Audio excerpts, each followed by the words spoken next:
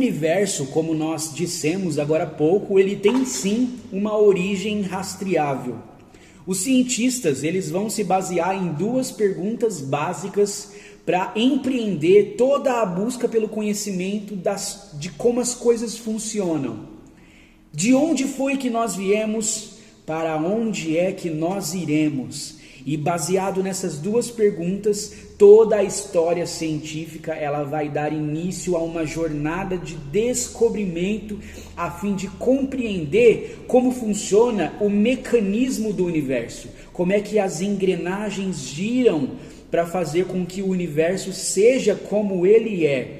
Eles vão buscar entender quais foram as causas que deram início a todas as coisas e qual vai ser o fim de tudo isso. Os cientistas eles foram tão longe que hoje eles estudam a ideia de existência de universos paralelos. Existe sim universos além do tecido do nosso universo. Existem todo um conjunto de mundos que nós nem imaginamos que existe. E só agora eles estão levando a sério essas perguntas para poder estudar e tentar compreender como nós poderíamos ter acesso a esses universos paralelos. Então eles buscam vários métodos de entender como você faz para burlar as leis de tempo e espaço. Afinal de contas, Albert Einstein ele definiu que o tempo ele é relativo. O tempo ele pode ser esticado, ele pode ser abreviado, ele pode ser dobrado. É uma dimensão que pode ser manipulável. Se você tiver força de energia suficiente para causar uma ruptura no tempo, você poderia sim viajar no tempo. Da mesma maneira, a dimensão do espaço ela também é manipulável. Você pode usar um buraco de minhoca para viajar de um lugar a outro do espaço, sem precisar percorrer todos os anos-luz do ponto A ao ponto B. Um buraco de minhoca resolveria o problema de cruzar o universo. O que seria o buraco de minhoca numa analogia básica? Imagina que existam duas ruas principais que são paralelas. A rua A e a Avenida A e a Avenida B, elas são paralelas. Para você chegar da Avenida A na Avenida B com seu carro, você precisa percorrer por toda a extensão dela, dar a volta lá na frente no retorno para poder entrar na Avenida B. Isso seria o mais lógico. O buraco de minhoca seria uma travessa. No meio dessas duas avenidas, você usaria esse acesso da travessa, chegaria do ponto A ao ponto B em muito menos tempo. O carro que você está usando seria o veículo, seria o método de atravessar esse buraco de minhoca. Ou seja, os cientistas eles estão empreitados em conhecer o universo e todos os mistérios que circundam esse universo. Eles estão tendo ousadia de compreender como foi que todas as coisas começaram e como todas essas coisas funcionam. O estudo de como as coisas vieram a ser como elas são é Gênese. Quando a gente fala de vida orgânica, quando a gente fala de corpos humanos, animais, vegetais, e você tenta entender a origem de pessoas, de vida, o nome disso é biologia, o nome disso é biogênese. Você vai rastrear a origem da vida, vai entender aonde a vida tem um início e como essa vida se desenvolve. E você consegue, você entende de biologia, você entende de biogênese, você consegue rastrear a sua própria origem. Por quê? Você entende que você tem ancestrais em comum. Esses ancestrais em comum, o seu papai e a sua mamãe, eles deram origem àquilo que é você. Você foi semeado no ventre da sua mãe. Você se desenvolveu por 9 meses. E depois você nasceu.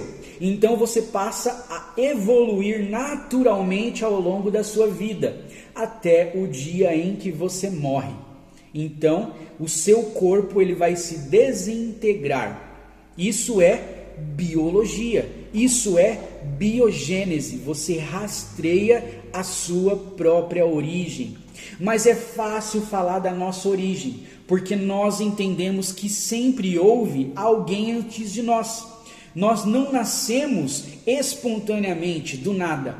Ninguém fez isso e nasceu um bebê. Nós temos uma origem rastreável que vai culminar em ancestrais em comum.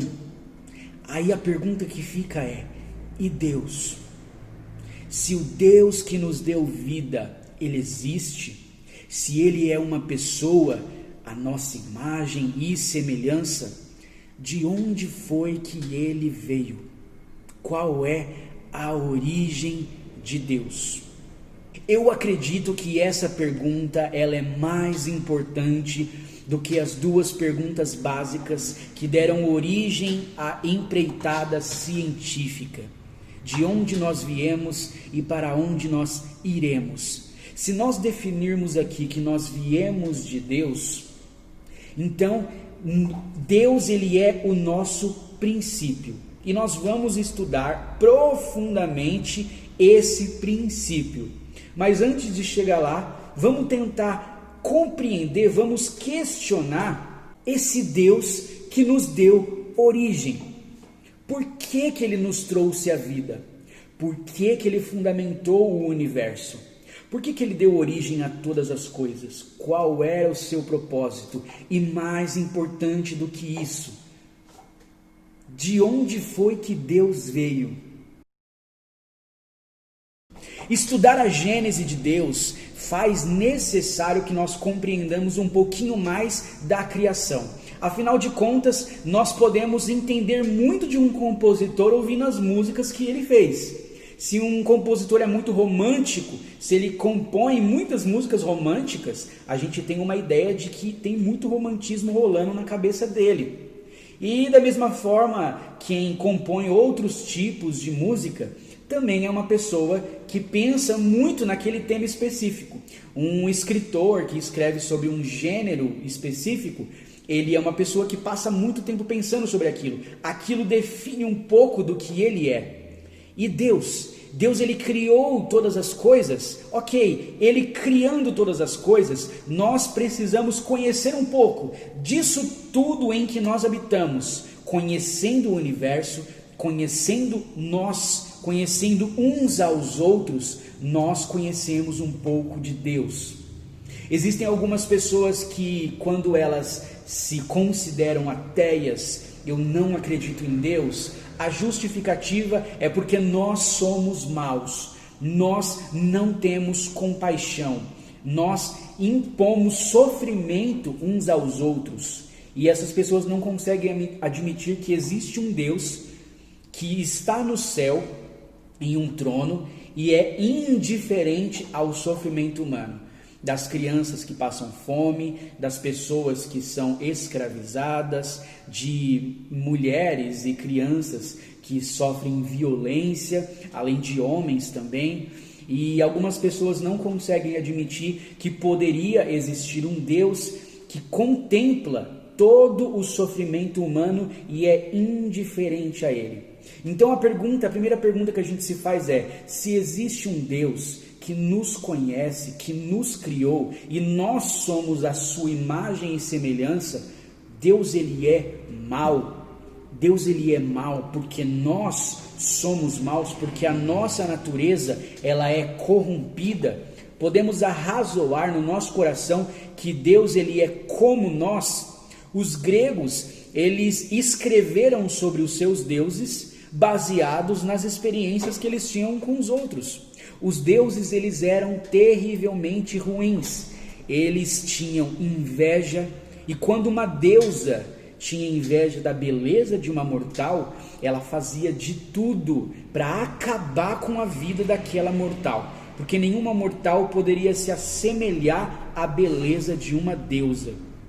Quando um mortal ele ousava desafiar um deus grego, os contos da história grega dizem que os deuses se enfureciam a tal ponto que causavam grandes e terríveis aflições como método de vingança, não como forma de aprendizado, mas para se vingar de mortais que ousaram desafiar a onipotência dos deuses. Será que o Deus que nós cremos, será que as passagens da Bíblia, elas revelam um Deus cheio de características imperfeitas? Se Deus ele é perfeito, vamos compreender a sua perfeição. Vamos entender, interpretar devidamente cada versículo da palavra para se encaixar em um Deus que te ama, que quer ter um relacionamento com você e que não é indiferente ao sofrimento de ninguém. Deus ele cria o universo, mas do que é feito o universo? Existem duas leis que são as principais, duas leis que são os blocos de construção do universo. Essas leis que eu já mencionei para vocês, elas são tempo e espaço. Essas duas leis juntas, elas vão fundamentar o universo. Tudo aquilo que existe, tudo que você olha à sua volta e tudo aquilo que você não vê, tudo aquilo que existe está construído sobre tempo e espaço. Ou seja, essas duas leis, elas são os blocos de construção do universo. É o alicerce de todas as coisas. Tudo que existe vai estar construído em cima de tempo e espaço. Você já viu algum filme em que as pessoas manipulam o tempo ou o espaço? E os cientistas, eles admitem que o tempo e espaço são dimensões manipuláveis. É preciso uma energia imensa para poder manipular o tempo e o espaço. Mas eles podem sim ser, inclusive, destruídos. Digamos que você causasse uma ruptura no tecido do espaço-tempo, o universo deixaria de existir.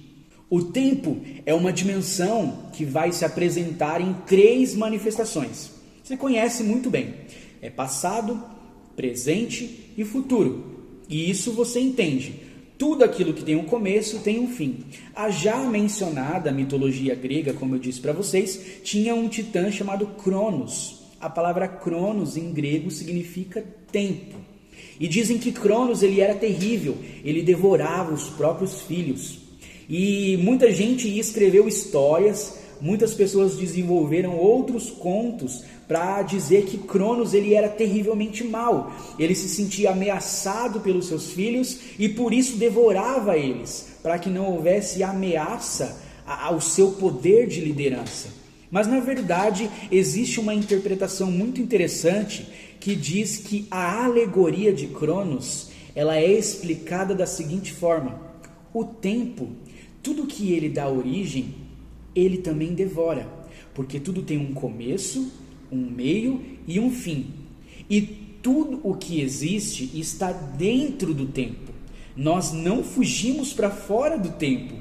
Você tem uma idade determinada e você vai viver por um período de tempo. Ou seja, em algum momento você vai chegar ao fim do seu tempo. O tempo ele vai tratar de te devorar. E quando você chegar ao fim do seu tempo, muito provavelmente o universo vai continuar girando, as engrenagens vão continuar rolando, outras pessoas virão depois de você, mas o seu tempo vai chegar ao fim. Ou seja, você também é um filho de Cronos que será devorado. Isso é da mitologia grega. É como a mitologia grega explica a funcionalidade da dimensão do tempo. E isso é muito interessante. O tempo devora todas as coisas. Você já ouviu falar que o tempo cura todas as coisas? Ele também devora tudo o que ele cria. Tudo tem começo, meio e fim. E tempo é a primeira lei que vai existir. A segunda lei que complementa o universo é espaço. Espaço vai ser criado em seguida. Espaço vai vir a existir em seguida. Os cientistas eles conseguem entender que o tempo teve sim um começo. E não foi no Big Bang. Houve um universo pré-Big Bang. O universo antes do Big Bang era muito menor do que é hoje, mas nós vamos entrar nesse mérito daqui a pouquinho. O tempo teve sim um rastreio de origem, assim como o espaço. O espaço também teve um princípio, mas quando você se pergunta o que havia antes de tempo e espaço, a nossa imaginação entra em colapso. Essa pergunta não tem resposta até esse momento em que eu falo com você. E entendendo que o universo está construído em cima desses dois blocos, desses dois alicerces, tempo e espaço, tudo o que existe vai se desenvolver a partir deles. O universo, o espaço, ele vai se expandir no Big Bang e tudo virá à tona. As galáxias, elas vão se formar. Em algum momento, a nossa galáxia, a Via Láctea, ela vai ficar pronta, como um bolo que você faz em casa. Os ingredientes vão estar na ordem correta, vão sofrer todas as transformações que precisam, até chegar no ponto em que está pronto. Ou seja, para chegar no momento hoje, no momento de tempo chamado hoje, presente, houve todo um histórico rastreável de bilhões e bilhões de anos. O nosso planeta, ele gira em torno do Sol num tempo determinado de um ano. Dura 365 dias para o planeta Terra girar em torno do Sol. Mas a nossa galáxia, o nosso sistema solar, ele está dentro de uma galáxia. Ou seja, ele é um sistema dentro de um sistema maior, certo? Que é a nossa galáxia. A nossa galáxia tem bilhões de estrelas. E a nossa galáxia também gira, ela também está girando.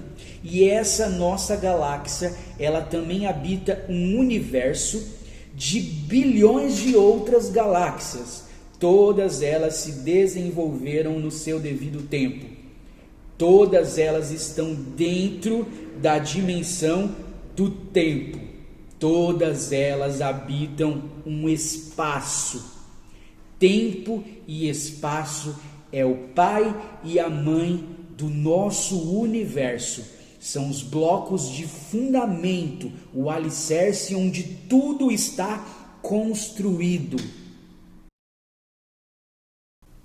Eu quero louvar a Deus pela sua vida, e se você chegou até aqui junto comigo é porque Deus ele tem falado com você de alguma forma. E eu espero que você seja edificado através desses vídeos. Então, se Deus ele está proporcionando à sua vida uma bênção de conhecimento, se você se identifica com o que eu falei até agora, eu vou pedir para que você curta esse vídeo, que você se inscreva nesse canal e que você comente, que você deixe aí a sua impressão, as suas opiniões, para a gente poder crescer juntos nesse evangelho. E Deus abençoe a sua vida.